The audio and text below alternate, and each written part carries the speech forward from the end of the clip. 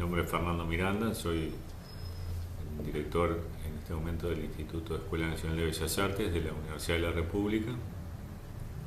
Mi formación, digamos un poco por qué terminé en las artes visuales. Yo originalmente en el año 86 mi idea era entrar al IPA, quería ser profesor de dibujo, en verdad en aquella época era profesor de dibujo, mi idea era ser profesor de dibujo, pero como yo no venía del bachillerato en arquitectura, había hecho el recorrido por el humanístico, en realidad había hecho economía y también derecho, los dos sextos años en aquel momento. Entonces el IPA pedía varias pruebas para ingresar a la docencia si no se tenía el bachillerato específico del profesorado que se pretendía acceder. En aquel momento recuerdo que era, además de un test de aptitud de ejercicio de la docencia que se hacía, se pedía un dibujo al natural, una guarda de diseño y no me acuerdo qué otra prueba. Bueno, como yo era contrario a ese tipo de pruebas y realmente sentía que tenía una verdadera vocación por el tema de la enseñanza artística y por el dibujo y cierto interés en esas cuestiones, más allá del bachillerato que había hecho, me pareció que casi que ofensivo que me pidieran todo eso, y entonces decidí como una doble condición hacer Ciencias de la Educación en la Facultad de Humanidades y Bellas Artes en lo que en aquel momento era la Escuela Nacional de Bellas Artes. Como creía y aún creo que el campo de la educación artística naturalmente está relacionado con el campo de producción de las artes visuales, pero es en sí un campo específico. Digamos, mi intención era como desarrollar teóricamente los modelos que entendía habían operado en la formación en educación artística como un campo y un espacio académico diferente de la creación. Cuando yo me incorporé a Barcelona, en el 2003, estaban emergiendo, digamos, 2003, 2004 con cierta fuerza o en algunos casos emergiendo, en otros casos consolidándose algunas posiciones vinculadas a los estudios de cultura visual, que de alguna manera devienen, digamos, de los estudios culturales como espacio interdisciplinario o como pretensión de un espacio interdisciplinario de los años 70 y principios de los 80, y esta vez enfocado como a lo propiamente visual, digamos, ¿no? A mí me interesó mucho eso porque daba un enfoque que más allá de lo artístico, digamos, o de aquello que pudiéramos ubicar en el campo del arte, trabajaba sobre un conjunto de otras posibilidades de lo visual y de artefactos visuales, para llamarlos genéricamente, donde ocurrían cosas similares a las que habitualmente le pedimos al campo de las artes visuales y que no, en la educación tradicional de las artes visuales no estaban siendo consideradas. Por eso me interesó y hasta ahora me interesa y trabajo en el enfoque de los estudios de cultura visual, no para desmerecer las artes visuales, sino justamente para ampliar, digamos, el espacio de lo que yo considero compete a la educación artística, que no es solo la educación en los contenidos del arte. Entonces ahí hay un par de cuestiones, un poco en principio de lo que estábamos hablando, que es en principio dos cuestiones en las que estábamos hablando, que es si la educación artística es como contenido de las artes visuales o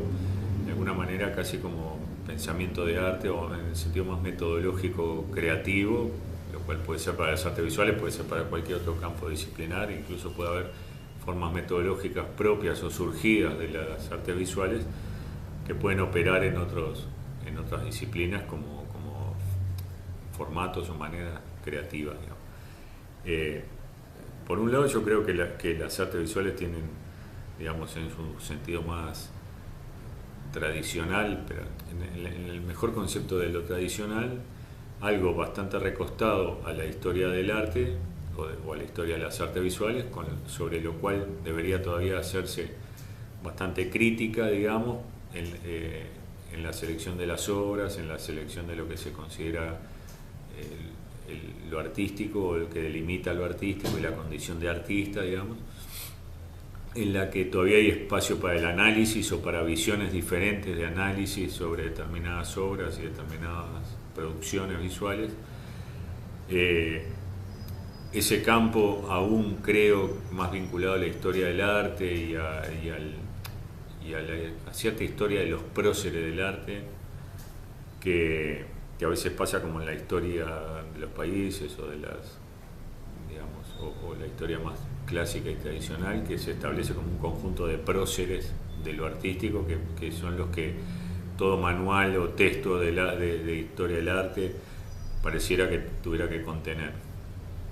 Y entonces ahí hay un espacio que creo que todavía está abierto para la crítica, para el análisis, para volver a trabajar sobre significados de las obras de arte, de su forma de producción, su forma de circulación, lo que tiene que ver con el mercado, pero también lo que tiene que ver con la generación de nuevos discursos y de nuevos relatos a partir de provocaciones de obras de arte anteriores, por decirlo así. Y ni que hablar también para comprender lo que pasa en el arte contemporáneo, porque yo creo que muchas veces hablando con maestras o con profesores de secundaria, hay una gran apetencia por la formación en arte contemporáneo, y hay también una tensión muy evidente entre la demanda formal de los sistemas educativos y la demanda curricular y de los planes respecto a cierta concepción de lo artístico mucho más apegada a lo histórico, mucho más apegada a lo secuencial, mucho más apegada a una historia de artistas individuales y de personas individuales que han hecho arte, que a otro tipo de enfoques que se están trabajando desde diferentes lugares del mundo, digamos. Hay un texto muy interesante que se llama Historia Social del Arte, que es efectivamente eso, digamos, la historia social del arte en Estados Unidos, donde hay muchos ejemplos allí de aún haciendo un recorrido casi en paralelo al final del siglo XIX y al siglo XX, casi en paralelo a lo que cualquier texto de historia del arte recogería, pero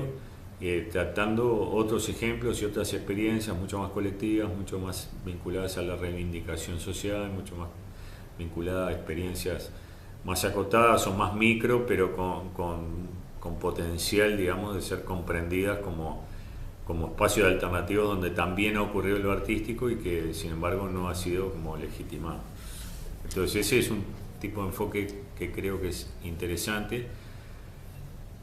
pero sobre lo que los programas y la institucionalidad y los currícula, digamos, no trabajan. Y entonces se produce también una cierta tensión entre lo que los programas demandan y lo que las propuestas curriculares demandan y lo que los maestros y las maestras y los profesores y las profesoras son capaces de hacer o se sienten en condiciones de hacer.